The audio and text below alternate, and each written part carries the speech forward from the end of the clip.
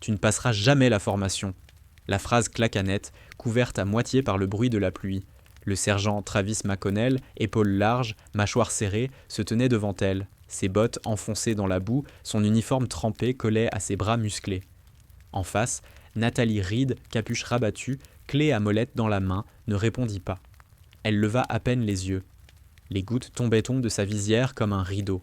Avant qu'on entre dans le vif du sujet, dites-nous en commentaire d'où vous nous regardez, laissez un pouce bleu et abonnez-vous pour ne rater aucune prochaine histoire. Je t'ai posé une question, Reed. Tu comptes me répondre ou t'attends qu'on t'applaudisse ? Une dizaine de recrues riaient à voix basse. L'air sentait le métal et le gasoil. Nathalie serra la clé dans sa main, continua à resserrer un écrou. Le moteur vibrait faiblement. « J'ai dit, on ne t'a jamais appris à obéir ?» cria McConnell plus fort.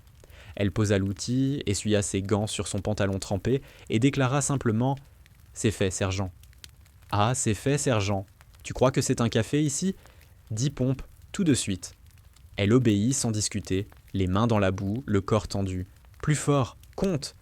Sa voix fendit la pluie. 1, 2, 3, 4. Les rires montèrent encore. McConnell souriait, satisfait. « J'aime ton enthousiasme. On va voir si tu tiens plus de 2 minutes. Circuit complet, traction, corde, sprint, et si tu tombes, tout le monde recommence. » Un soupir collectif. Reed se mit en position, face au marquage rouge. Le vent fouettait ses joues. McConnell leva le bras. « Top !» Elle partit, le pneu accroché à la corde racla le sol. Les bottes éclaboussèrent la flaque suivante. 15 flexions, 10 tractions, 20 mètres de tirage. Son souffle devint régulier, mécanique. McConnell comptait trop lentement exprès. Elle ne répondit pas. À la 9e traction, ses mains glissèrent. Elle se reprit sans un cri. Ses bras tremblaient, mais son rythme restait constant. Les rires cessèrent peu à peu. Les regards changèrent. Même le plus jeune, Diaz, ne riait plus. Il suivait chaque geste, chaque respiration. McConnell fronça les sourcils. « Encore, Reed, tu t'arrêtes pas tant que je te le dis pas. » Elle termina le premier tour, repartit. La corde grinçait, la boue collait à ses jambes, la pluie effaçait tout. À la fin du 2e tour, elle s'immobilisa, droite, haletante mais sans vaciller. « Chrono. 9 minutes, hurla McConnell. Trop lent. Tu repasseras jamais la formation. » Elle ne répondit pas. Une goutte de sang glissa le long de son gant. McConnell fit un signe vers la cour. Nettoyage du hangar après le repas. Seul. Et tu me remercies, Reed. Merci, sergent. Voilà. Tu vois, t'apprends. Peut-être qu'un jour tu sauras sourire. Les autres reprirent leur tâche, comptant que ce ne soit plus eux la cible. Reed resta quelques secondes sous la pluie, droite, silencieuse. Puis elle se baissa, ramassa son outil, le rinça sous le ruissellement du toit. Elle traversa la cour vers le hangar numéro 2. À l'intérieur, l'air sentait la graisse et le métal chaud. Le néon grésillait au-dessus d'elle. Elle retira sa veste trempée, la suspendit à un crochet, attrapa un chiffon et commença à essuyer la table. Ses gestes étaient précis, méthodiques, comme s'ils suivaient un rythme qu'elle seule connaissait. Sur l'établi, un petit carnet noir. Elle l'ouvrit, écrivit d'une main sûre, 10h47, section B. Sergent T. McConnell, humiliation publique, propos sexistes, exercice punitif sous pluie, réaction, groupe passif, résultat, observation terminée. Elle referma le carnet, le rangea dans la poche intérieure de sa veste. Ses doigts tremblaient à peine. Un léger sourire effleura ses lèvres, disparut aussitôt. Un bruit de pas derrière elle. Diaz. « Reed, tu vas bien ?» ?»« Parfaitement. » »« Il devrait pas te parler comme ça. » Elle haussa les épaules. « Il fait ce qu'il croit juste ou ce qu'il croit impuni, » murmura Diaz. Elle releva les yeux vers lui. Il détourna le regard, gêné. « Retourne à ta section, soldat. »« Oui, madame. Reed. » Il sortit, referma la porte doucement. Le silence revint, juste troublé par le vrombissement du néon. Nathalie rangea les outils dans l'ordre exact, remit sa veste, resserra les manches. Son regard glissa vers la caméra de sécurité fixée dans le coin du hangar. La diode rouge clignotait faiblement. Elle resta immobile quelques demi-secondes, puis reprit son travail. Dehors, le haut-parleur grésilla. Inspection du commandement prévu demain. Tenue réglementaire obligatoire. Les voix s'agitèrent. McConnell criait des ordres au loin. Les recrues coururent pour ranger les véhicules. Nathalie écouta sans bouger, elle passa la serpillière lentement, section par section. La lumière du néon dessinait sur le sol humide une ligne pâle et droite. Elle s'y arrêta, observa la trace nette, puis souffla doucement. Ses mains se resserrèrent sur le manche. Le bruit de la pluie sur la tôle du toit se mêlait aux cris de McConnell dehors. Chaque syllabe tombait comme un ordre qu'elle ne recevait plus. Elle nettoyait, patiente, concentrée, jusqu'à ce que le hangar paraisse presque neuf. Puis, elle rangea la serpillière, vérifia les serrures, éteignit la lumière. En sortant, la nuit commençait à tomber. La cour brillait de flaques et de reflets orangés. McConnell traversait la zone, son manteau sur les épaules, toujours en train de donner des ordres. Elle le regarda passer, sans expression. Son ombre s'allongea sur le sol mouillé. Un simple murmure lui échappa. « Un jour, sergent, vous apprendrez à écouter avant de crier. » Mais le vent emporta les mots. Elle marcha droit, silhouette fine, perdue dans la pluie, vers le dortoir. Son pas était lent, précis, celui d'une femme qui sait attendre. Le lendemain, le camp se réveilla dans une brume épaisse. L'air sentait le métal froid et la terre mouillée. À 5 heures, le sifflet perça la pénombre. Les recrues se sortirent en file des baraquements, leurs visages encore marqués par le sommeil. Nathalie Reed marchait en silence, sac sur l'épaule, les traits figés. Son genou lui rappelait chaque pas de l'exercice de la veille. « Plus vite !» hurla McConnell. « On n'est pas à la garderie !» Les bottes claquaient sur le béton humide. Reed suivait le rythme, sans un mot. À chaque ordre du sergent, elle exécutait sans hésiter. Sur le terrain d'entraînement, McConnell fit aligner la section. Aujourd'hui, on prépare l'inspection. Et ça veut dire pas d'erreur, pas d'excuse. Les hommes répondirent d'une seule voix. Oui, sergent. Il fit un pas vers elle. Reed, t'as compris aussi? Ou faut que je parle plus lentement? Compris, sergent. Bien. Alors t'ouvres la marche. On va voir ce que t'as dans le ventre. Elle se plaça en tête de file. Les regards derrière elle se croisèrent. Mélange de pitié et de curiosité. Le signal retentit.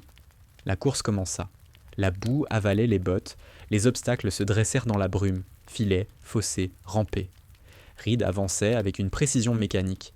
Son visage restait neutre. McConnell criait des ordres à travers la pluie, corrigeant, insultant, exigeant. Elle ne réagissait pas. À la fin du premier tour, 2 recrues s'effondrèrent, à bout de souffle. Reed continua. « T'as fini de jouer la machine ?» lança McConnell. « T'essayes d'impressionner qui ?»« Personne, sergent. » Le ton calme le désarma un instant. Il détourna le regard, aboya sur les autres. Après 2 heures, l'exercice s'acheva. Le groupe rentra couvert de boue. Reed essuya ses gants, remit son sac sans un mot. McConnell la suivait du regard, frustré de ne pas la briser. L'après-midi, le hangar résonnait d'outils et de métal. Reed réparait un circuit hydraulique avec Diaz. « Il t'en veut ?» murmura le jeune homme. « Ce n'est pas nouveau. »« Non, mais toi tu le rends fou. Il déteste pas pouvoir te faire craquer. » Elle répondit d'un sourire presque imperceptible. « Alors je continue. » McConnell entra brusquement. « Reed, tu fais quoi encore ?»« Vérification du circuit 4, sergent. Je t'ai demandé la 3. Tu sais pas lire ?»« Vous avez changé l'ordre, sergent. » Il s'approcha, si près qu'elle sentit l'odeur âcre du tabac et du café. « Ne me contredis plus jamais devant les autres. Clair ? Clair, sergent. Bien. Range ton matériel et recommence. Et nettoie le sol pendant que t'y es. » Il tourna les talons. Diaz serra les dents. « C'est pas normal, » souffla-t-il. « Laisse-le, » répondit-elle. « Chaque mot qu'il prononce est une preuve. » Diaz ne comprit pas, mais hocha la tête. Le soir, la pluie reprit. Au réfectoire, les conversations étaient hautes basses. L'inspection du général Thompson, prévue pour le lendemain, rendait tout le monde nerveux. Reed mangeait seul, dos au mur. Jenkins, un vétéran tranquille, s'assit en face d'elle. « McConnell te déteste, » dit-il sans détour, « mais certains ici commencent à voir la différence. » « Quelle différence ? Toi, tu fais ton boulot. Lui, il joue à être chef. » Elle baissa les yeux vers son plateau. « Il joue depuis longtemps. » Un silence. Jenkins reprit. « Fais gaffe demain. En présence du général, il va vouloir briller. Et s'il peut le faire à tes dépens, il n'hésitera pas. » « Je suis prête. » Elle finit son repas, se leva, sortit dans la cour. La nuit tombait lentement. Les lampes projetaient des halos pâles sur les flaques. Elle marcha jusqu'au hangar, vérifia le matériel, puis ouvrit son carnet. 18h12, comportement du sergent, hostilité persistante, remarques verbales humiliantes. Réaction du groupe, tension, signe d'épuisement. Observation, maintien de la couverture. Elle referma le carnet, le rangea dans la poche intérieure de sa veste. Le vent faisait vibrer la tôle. À 22 heures, extinction des feux. Dans le dortoir, le silence était lourd. Reed, allongé sur sa couche, fixait le plafond. Son corps entier brûlait encore, mais son esprit restait calme. À travers la vitre, les lumières du bureau de McConnell étaient encore allumées. Elle se leva sans bruit, enfila sa veste, sortit dans le couloir. Le carrelage glacé renvoyait le bruit léger de ses pas. Par la fenêtre, elle aperçut McConnell, penché sur son bureau, écrivant à la hâte. Il leva la tête, leurs regards se croisèrent. Il fronça les sourcils, surpris de la voir debout. Elle ne détourna pas les yeux, une seconde suspendue, puis elle continua son chemin. Dehors, le vent s'était levé. La pluie fine tombait en oblique. Reed marcha jusqu'à la barrière de sécurité, s'arrêta. La base dormait. Seuls quelques projecteurs découpaient des carrés de lumière sur la boue. Elle ferma les yeux, inspira lentement. Tout allait se jouer demain. Le général arriverait et McConnell croirait encore tout contrôler. Dans la poche de sa veste, le carnet pesait comme une promesse. Elle murmura pour elle-même, presque inaudible. Demain, on verra qui commande vraiment. Puis elle fit demi-tour et disparut dans la brume. Le matin de l'inspection, la base semblait respirer plus vite. Le vent coupait la peau. Le ciel était d'un gris de métal. À 5h30, le camp était déjà en mouvement. Les bottes martelèrent le sol, les moteurs ronronnaient dans le fond du hangar. Nathalie Reed, uniforme impeccable, chiffon à la main, travaillait en silence sous la lumière froide. « Plus vite, Reed !» hurla McConnell. « Le général débarque dans 2 heures, et je veux pas voir une trace de boue. » Elle hocha la tête, continua à essuyer le capot du Humvee. Son reflet dans la tôle la fixait, très tendu, regard calme. « Tu crois que t'as gagné quoi hier avec ton petit numéro ?» lança le sergent. « J'ai fait ce qu'on m'a demandé, sergent. Ce que je t'ai demandé, c'est de pas me foutre la honte. » Les rires étouffés des recrues. Reed garda le silence. McConnell claqua la langue. « Continue. Et si le général te parle, tu dis « Oui, général, rien d'autre. Je veux pas que tu fasses la maligne. » « Compris, sergent. » Il tourna les talons. Reed reprit son travail. Le froid s'infiltrait sous la manche, mais elle ne le sentait plus. À 8 heures, tout le monde était en rang. McConnell marchait de long en large, nerveux, son uniforme tiré à 4 épingles. « Aujourd'hui, on montre que la section Bravo, c'est l'élite, » cria-t-il. « Si l'un de vous fait une erreur, je vous enterre tous dans le sable. » Les recrues crièrent en chœur. Reed, 3e rang, restait droite, muette.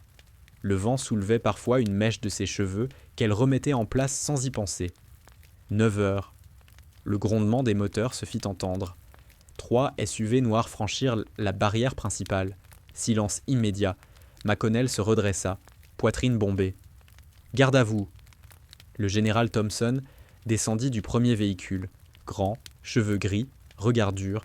Derrière lui, 2 officiers prenaient des notes. McConnell salua d'un geste trop brusque. « Sergent Travis McConnell, section Bravo, général. »« Bien, » dit Thompson. « Montrez-moi votre unité. » Le général marcha lentement le long des rangs. Les visages se raidissaient à son passage. Reed sentit son regard sur elle avant même qu'il ne s'arrête. « Non ?» demanda-t-il. « Recrue Nathalie Reed, général. »« Fonction ? » ?»« Mécanicienne, section maintenance. » Le général hocha la tête. McConnell intervint aussitôt. « Recrue en formation, général. » Beaucoup d'enthousiasme, mais encore maladroite. Thompson tourna la tête vers lui. « Je n'ai pas demandé votre évaluation, sergent. » Un silence lourd. McConnell blanchit. « Oui, général. » Thompson reprit sa marche. Reed sentit le poids des regards glisser d'elle, mais son cœur restait stable. Chaque mot du général, chaque geste, était calculé. L'inspection dura plus d'1 heure. Hangar, véhicule, dortoir. McConnell commentait tout, voulant montrer qu'il maîtrisait la base. Reed suivait le groupe à distance, préparant les outils, répondant aux ordres simples. Près du hangar 2, Thompson s'arrêta devant un moteur partiellement démonté. « Qui a fait ça ?» demanda-t-il. « Reed, général, » répondit McConnell. « Avec mon assistance. »« Reed, expliquez-moi la procédure. » Elle s'avança, sans hésiter. « Démontage du collecteur pour inspection du joint de culasse, général. Défaut repéré à l'œil nu. Remplacement prévu avant fin de journée. Vous avez vérifié la pression ? Oui, général. 4,6 bars constants. Thompson observa les pièces, puis la regarda. Bon travail, continuez. McConnell tenta un sourire crispé. Elle répète bien, général, je l'ai formée à ça. C'est bien, répondit Thompson d'un ton neutre, alors considérez que sa réussite reflète la vôtre. Le sergent ne sut pas quoi répondre. Après le départ du général, la tension retomba d'un coup. McConnell rassembla la section. Bon, l'inspection est finie, personne n'a merdé, c'est déjà ça. Reed, par contre, t'as eu de la chance. De la chance, sergent ? Ouais. Thompson t'a pas posé de vraies questions, sinon tu t'en serais pas sorti. Elle ne répondit pas. Et arrête de me fixer comme ça, dit-il en s'approchant. Tu crois que ton petit regard froid m'intimide ? Non, sergent. Il resta un instant face à elle, les mâchoires serrées. Continue comme ça, Reed, je finirai bien par trouver ton point faible. Il partit. Le reste de la section se dispersa. Diaz rejoignit Reed, parlant à voix basse. C'était pas rien, ce que t'as fait devant le général. J'ai juste répondu. Ouais, mais t'as calmé McConnell sans bouger. Personne n'avait réussi ça avant toi. Elle essuya ses mains, rangea les outils. Ça durera pas. Peut-être. Mais demain, on saura si c'est lui ou toi qui a raison. Pourquoi demain ? Diaz haussa les épaules. Rumeur, le général revient faire une annonce. Reed ne répondit rien. Elle regarda le hangar, les lignes parfaites des véhicules propres. Tout semblait immobile. Mais elle savait que quelque chose venait de changer. Plus tard, seule, elle s'assit sur une caisse, ouvrit son carnet. 14h02, inspection générale. Interaction avec officier supérieur, positive. Comportement du sergent, sarcasme répété, tentative de discrédit. Réaction, neutre. Observation, tension croissante. Elle ferma le carnet, le rangea dans sa poche. Le bruit lointain du vent couvrait les derniers ordres de McConnell. Sous la lumière du hangar, son ombre s'étirait sur le sol, droite, stable. Demain, tout basculerait. Le lendemain, la base s'éveilla dans un silence étrange. Pas de cris, pas de sifflets. Seulement le vent qui traversait la cour vide et le grincement d'une tôle mal fixée. Les recrues sortirent plus lentement que d'habitude, comme si tout le monde attendait quelque chose sans oser le dire. Reed ferma sa veste, remit sa casquette et rejoignit la file sans un mot. McConnell apparut quelques minutes plus tard, mâchoire crispée, regard noir. « Rassemblement général !» beugla-t-il, et que personne n'ouvre la bouche. Les hommes se mirent en rang, le sol brillait d'humidité. Reed se plaça au 3e rang, fixe, silencieuse. McConnell les observa un long moment avant de parler. Le général Thompson revient aujourd'hui. Il veut revoir la section Bravo. Ça veut dire inspection complète, rapport, matériel, discipline. Et surtout, ça veut dire que si l'un de vous me ridiculise, je le renvoie chez sa mère. C'est clair ? Oui, sergent. Reed, c'est clair aussi pour toi ? Oui, sergent. Il s'approcha, à quelques centimètres d'elle. Tu vas faire exactement ce que je te dis. Tu parles pas, tu réponds pas, tu souris pas. Si le général te regarde, tu baisses les yeux. Compris ? Compris, sergent. Son ton calme le déstabilisa. Il recula d'un pas, aboya un nouvel ordre. En position, exécution. La matinée passa dans un silence pesant. Nettoyage des hangars, vérification des véhicules, inventaire des pièces. Reed travaillait sans pause, concentré. Diaz et Jenkins échangeaient à voix basse. « Il est pire qu'avant », murmura Diaz. « Il sent qu'il perd pied », répondit Jenkins. « Il cherche à frapper quelque part. » À 10h, la base fut bouclée. Les SUV noirs revinrent, escortés par 2 jeeps. Les soldats se mirent au garde-à-vous. McConnell se redressa, tirant sur sa veste, une sueur froide sur le front malgré le vent. Le général Thompson descendit, salua brièvement. « Sergent McConnell. »« Général, section Bravo au complet. Général. »« Parfait. Nous allons faire court. » Le cortège s'avança. Thompson parlait peu. Ses yeux passaient lentement d'un visage à l'autre, mesurant, pesant. Lorsqu'il arriva devant Reed, il s'arrêta à nouveau. « Recrue Reed, vous tenez toujours la cadence ?»« Oui, général. »« Bien, continuez ainsi. » McConnell, derrière, eut un rictus crispé. « Général, si je puis me permettre, cette recrue a encore besoin d'encadrement. Elle n'est pas prête pour un rythme soutenu. » Thompson tourna la tête vers lui, lentement. « C'est votre opinion, sergent ?»« Oui, général. » Le général ne répondit pas tout de suite. Il s'approcha d'un pas, ses bottes écrasant la boue sèche. « Intéressant, dit-il calmement, parce que selon les rapports reçus ce matin, c'est la seule recrue de votre section à avoir atteint tous les objectifs sans erreur. » Un silence glacial s'abattit. McConnell blêmit. « Pardon, général, vous avez bien entendu. Et j'ajoute qu'une enquête est ouverte sur les méthodes d'encadrement au sein de votre unité. » Les murmures naquirent aussitôt dans les rangs. McConnell serra les poings, cherchant ses mots. « Je ne comprends pas, général. Vous comprendrez bientôt. En attendant, restez à votre place. » Thompson se tourna vers Reed. « Continuez votre travail, soldate. »« À vos ordres, général. » Le cortège s'éloigna vers les bureaux. Les recrues restèrent figées, partagées entre la peur et le soulagement. McConnell, livide, fit volte-face. « Au boulot !»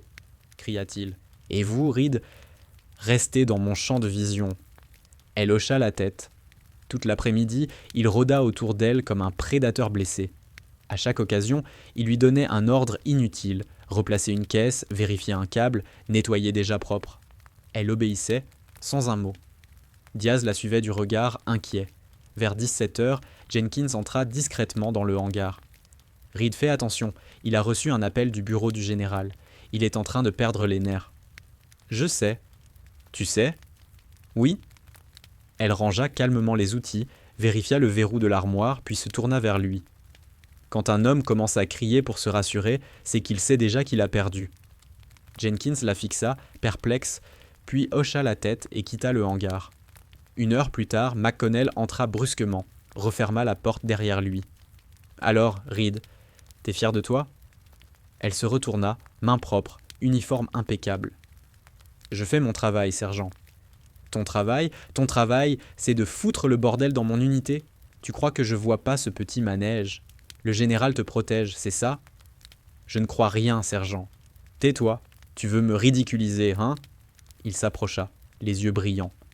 Pendant 1 seconde, Reed crut qu'il allait la saisir par le col. Mais il se retint, son souffle court. « Si tu crois que ça va passer comme ça, t'as tort. » Il resta immobile, puis sortit d'un pas sec, claquant la porte. Reed resta seul, le cœur battant fort, mais le visage toujours calme. Elle ouvrit son carnet, écrivit 18h07. Incident verbal avec le sergent. Menace implicite. Comportement. Instabilité. Colère. Observation. Étape finale proche. Elle referma le carnet, rangea la veste, sortit dans la cour. Le soleil tombait lentement, colorant les hangars d'orange. Les recrues étaient passément sans parler.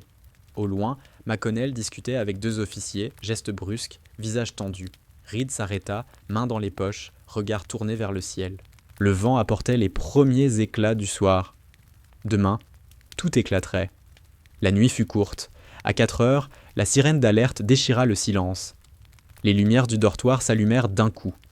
Reed se leva aussitôt, déjà habillé, ses bottes prêtes au pied du lit. « Exercice de terrain !»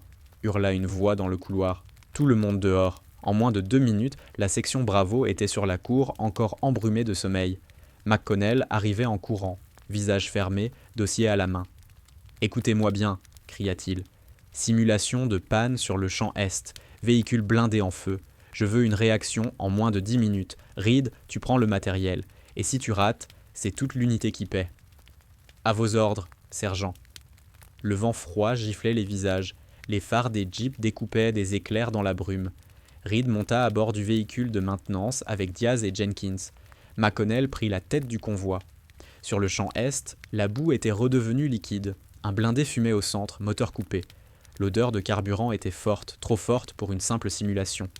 Reed sauta du véhicule, s'approcha. « Le réservoir fuit, prévint-elle. On coupe tout contact électrique. » « C'est un exercice, Reed. Ne joue pas la chef, rugit McConnell. « Alors dites à vos hommes de reculer, sergent. » Le ton sec le fit hésiter. Elle s'accroupit, vérifia la valve, referma le robinet d'urgence. Le souffle du gaz s'arrêta net. Diaz toussa derrière elle. « C'est pas une simulation, » murmura-t-il. Reed releva les yeux. Le feu naissant sous le châssis confirma ses mots. Elle prit l'extincteur, tira la goupille, visa. Le jet couvrit la flamme d'une mousse blanche. « Jenkins, câble de remorquage, vite ! Diaz, vérifie la pression arrière !» cria-t-elle sans hausser le ton. Les 2 hommes obéirent sans réfléchir. McConnell resta figé quelques secondes, désorienté. Puis il hurla. « C'est moi qui commande ici. Reed, pose ce matériel. » Elle ignora l'ordre. Le blindé grinçait, le feu reprenait par-dessous. Reed passa sous le châssis, tira le câble, connecta l'attache. La chaleur montait. Diaz l'aida à ressortir. Ils reculèrent juste avant que la flamme n'explose contre le côté gauche. Un souffle chaud balaya la boue. Les recrues crièrent. Reed se redressa, haletante, couverte de suie. « Tout le monde en retrait !» cria-t-elle. Elle attrapa la radio du véhicule. « Ici, section Bravo. Incident réel. Feu maîtrisé partiellement. Demande d'intervention immédiate des pompiers de base. » Une voix répondit aussitôt. « Reçu. Équipe d'urgence en route. » McConnell s'approcha d'elle, livide. « Qui t'a autorisé à contacter la base ? Tu viens de court-circuiter toute ma procédure ? » « J'ai évité une explosion, sergent. »« Tu crois que ça t'excuse ?» Il fit un pas vers elle, les poings serrés. Jenkins intervint. « Sergent, avec tout le respect, si elle avait attendu vos ordres, on serait mort. » Le silence tomba. Même le vent s'arrêta. McConnell se tourna lentement vers lui.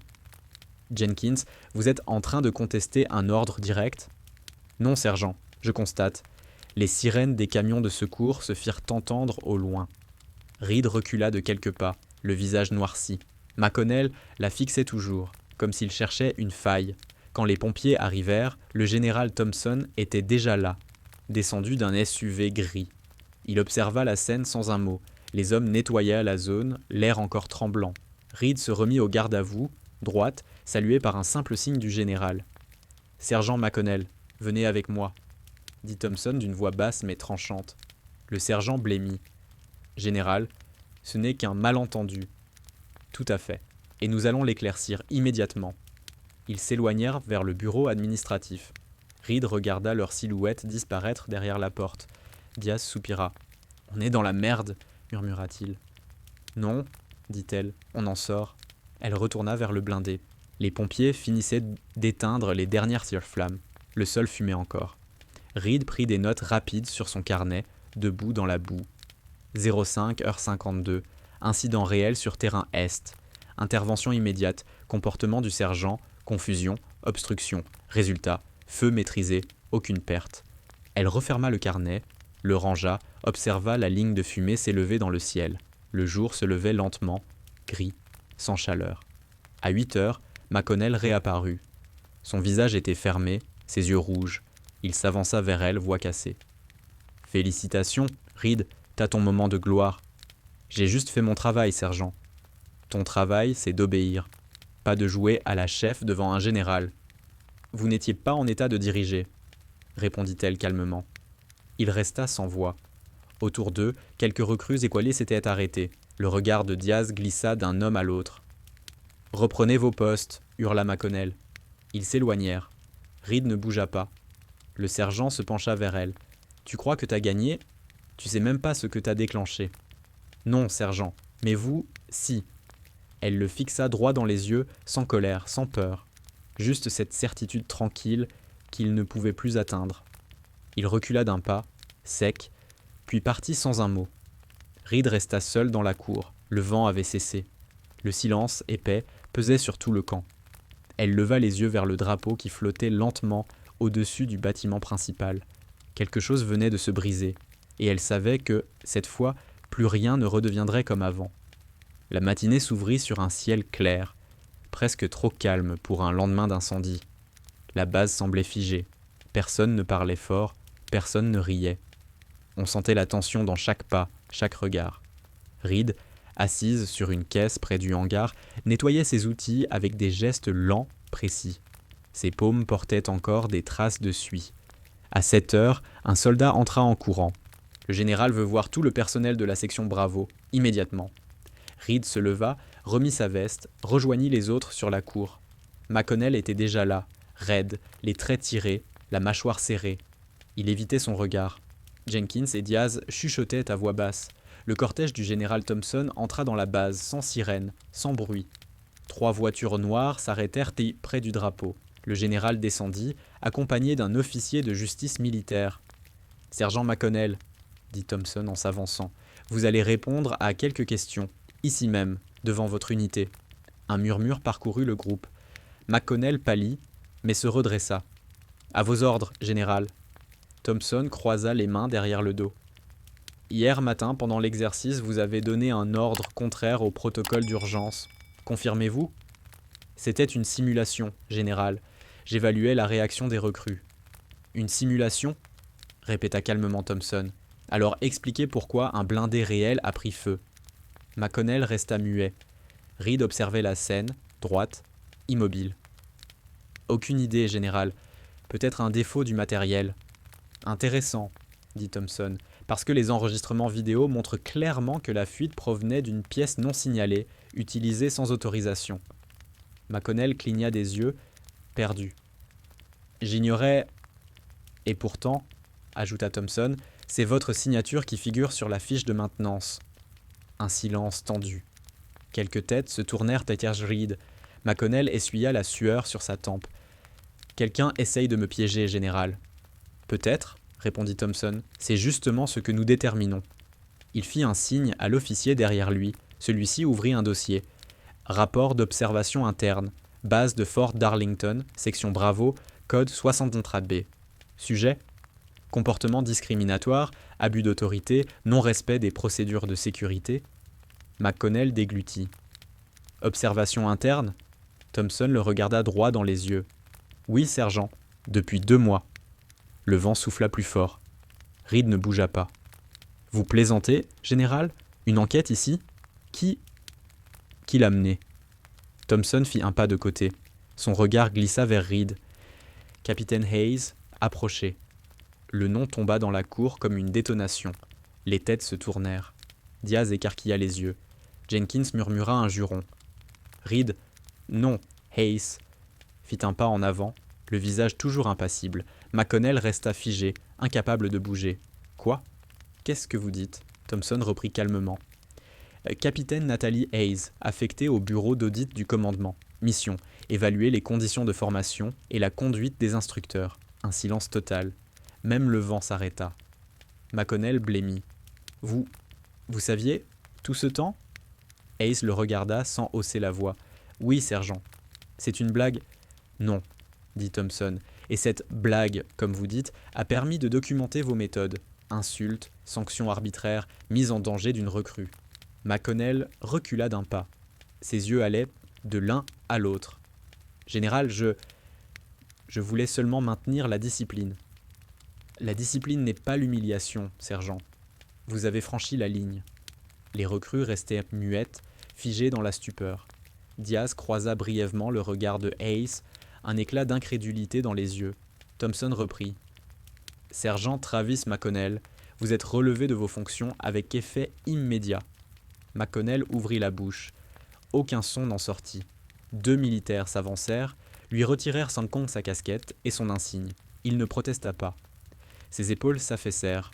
Le général se tourna vers Hayes. Capitaine Hayes, vous avez accompli votre mission avec rigueur. Vous reprenez votre grade actif à compter d'aujourd'hui.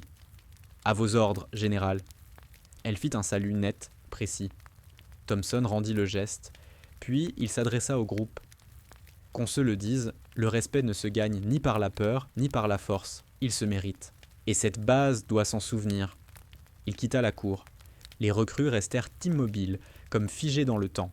McConnell, tête basse, fut conduit vers le bâtiment administratif.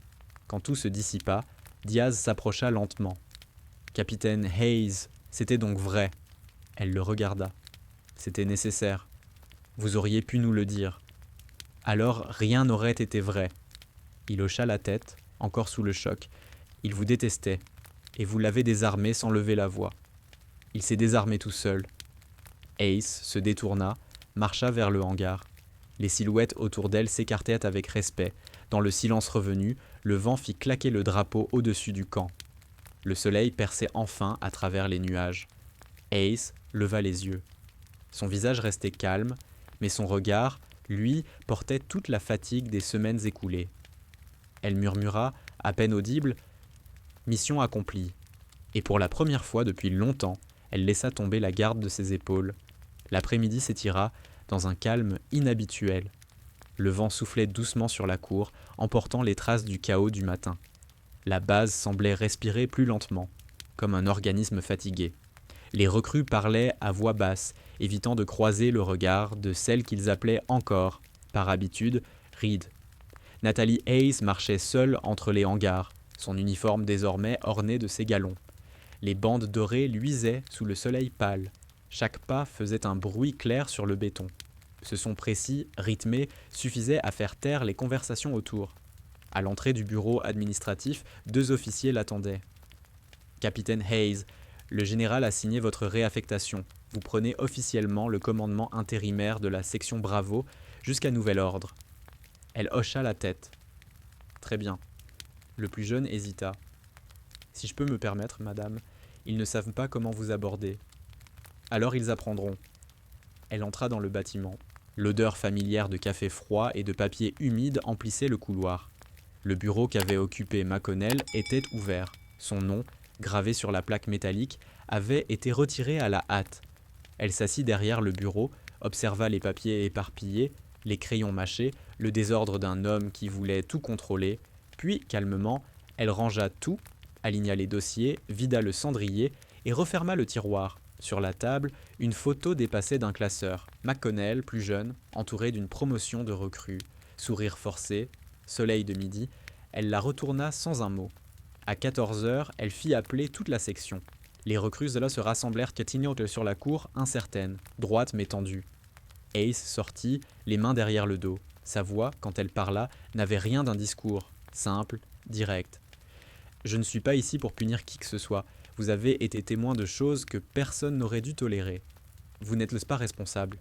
Mais à partir de maintenant, chacun ici portera sa part de discipline et de respect. C'est clair ? Oui, capitaine.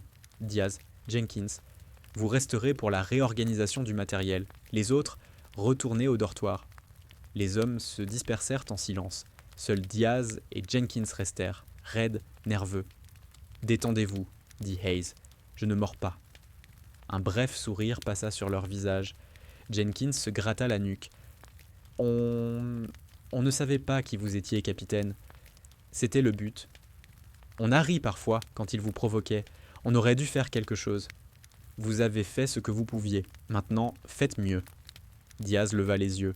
« Vous allez rester ici ? » Le temps de remettre les choses en ordre. Un silence, coupé seulement par le sifflement du vent. « Il méritait ce qui lui est arrivé, » murmura Jenkins. « Non, » dit-elle. « Personne ne mérite de se perdre comme ça. » Ils ne répondirent rien. Hayes se détourna, traversa la cour, puis entra dans le hangar 2, le même lieu où tout avait commencé. Les taches d'huile avaient disparu, le sol brillait. La caméra rouge au plafond était éteinte. Elle posa ses gants sur la table, observa la lumière tomber en diagonale sur les outils. Pendant une seconde, elle sentit le poids de la fatigue lui tomber sur les épaules. 2 mois d'observation, de silence, de tension retenue. Elle sortit son carnet noir, celui qu'elle portait depuis le premier jour. La dernière page restait vierge. Elle écrivit lentement. 15h42, mission terminée, résultat, conforme aux objectifs. Conduite personnelle, stable, recommandations, réforme du programme d'instruction, suivi psychologique des encadrants. Fin de mission, Fort Darlington. Elle relut les lignes une à une, puis ferma le carnet. Elle resta immobile un long moment. Un bruit la fit se retourner. Diaz était resté près de la porte. « Capitaine ? Oui ? Merci. Pas seulement pour lui, pour nous aussi. » Elle le regarda sans sourire, mais ses yeux s'adoucirent. « Vous avez tenu debout.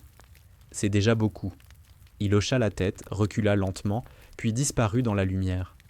Hayes reprit sa marche. Devant le hangar, un officier l'attendait. « Capitaine, le général souhaite vous voir avant son départ. » « Très bien. » Ils traversèrent ensemble la cour. Les soldats qu'elle croisait la saluaient, pas par obligation, par reconnaissance. Devant le bâtiment du commandement, le général Thompson l'attendait, manteau sur les épaules. « Capitaine Hayes, beau travail. »« Merci, général. Vous allez rester encore quelques jours. Votre rapport servira de base pour revoir le programme de formation. »« À vos ordres. » Thompson la fixa un instant. « Vous avez prouvé que la dignité est une arme plus forte que la peur. Ce n'est pas si courant, ici. Ce n'est pas une arme, général, c'est un choix. » Il hocha lentement la tête. « Bon courage, capitaine. » Il monta dans son véhicule. Le convoi s'éloigna lentement par la route principale. La poussière s'éleva, portée par le vent. Ace resta debout, seule sur la cour. Le soleil baissait déjà. Elle regarda les hangars, les silhouettes des recrues au loin, le drapeau au-dessus du toit. Le silence n'était plus le même. Pour la première fois, il n'avait rien d'oppressant. Le lendemain, la base retrouva un rythme nouveau. Pas celui du chaos, ni celui des cris, mais celui du travail, juste. Les ordres circulaient sans aboiement, les pas résonnaient sans précipitation. Le vent soufflait sur la cour propre, et pour la première fois depuis des semaines, on entendait distinctement le claquement du drapeau sans qu'il soit couvert par une voix hurlante. Ace se tenait au centre de la cour, les mains croisées derrière le dos. La section Bravo était alignée devant elle. « À partir d'aujourd'hui, dit-elle calmement, vous n'aurez plus besoin d'avoir peur pour obéir. Vous obéirez parce que vous saurez pourquoi. » Personne ne parla. Les hommes écoutaient, même Diaz, qui d'habitude se balançait sur ses talons, restait immobile. « Vous avez vu ce que produit la peur, » continua-t-elle. « Elle écrase, elle divise, elle rend les faibles silencieux et les forts dangereux. On n'a pas besoin de ça ici. Ce qu'il nous faut, c'est de la rigueur et du respect. Rien de plus. » Elle marqua une pause, puis ajouta d'une voix plus basse « Et je vous demanderai la même chose que j'exige de moi-même. Ne pas oublier ce que ça coûte de se taire. » Un souffle parcourut les rangs. Jenkins hocha lentement la tête. Diaz serra les poings, les yeux fixés sur le sol. « Repos, dit-elle enfin. Vous avez une journée de travail. Montrez-moi ce dont cette unité est capable. » Les soldats se dispersèrent sans un mot inutile. Pas de rire nerveux, pas de tension, juste le son précis des bottes et le claquement des outils dans les hangars. Ace resta seul quelques instants, le vent tirait légèrement sur sa veste, soulevant la poussière au sol. Elle respira profondément. L'air semblait plus clair. Au bureau, elle signa une pile de documents, rapports, affectations, demandes de matériel. L'ordre revenait peu à peu. Chaque signature posée sur la feuille semblait effacer un morceau de la colère laissée par McConnell. À midi, Diaz frappa à la porte. « Capitaine, permission de parler ?»« Entre, soldat. » Il entra, droit, un dossier sous le bras. « C'est le rapport de maintenance du blindé. J'ai ajouté les nouvelles consignes, comme vous l'avez demandé. »« Bien, merci. » Il hésita, puis ajouta. « Vous savez, quand vous étiez... Enfin, quand on pensait que vous étiez juste une recrue, on vous observait. On se disait, pourquoi elle ne se défend pas? Pourquoi elle laisse tout passer? Et maintenant ?» Il haussa les épaules. « Maintenant, on comprend. Vous n'aviez pas besoin de crier. Vous attendiez. J'attendais que les faits parlent d'eux-mêmes. Les mots ne suffisent-ils pas, ici ?» Diaz hocha lentement la tête. « C'est différent depuis hier. On se parle autrement. Même Jenkins a arrêté d'appeler les nouvelles recrues « les bleus ». Alors, c'est un bon début. » Il sourit, puis se raidit. « Merci, capitaine, pour tout. Allez, retournez au travail. » Quand il sortit, Ace resta seul dans le bureau.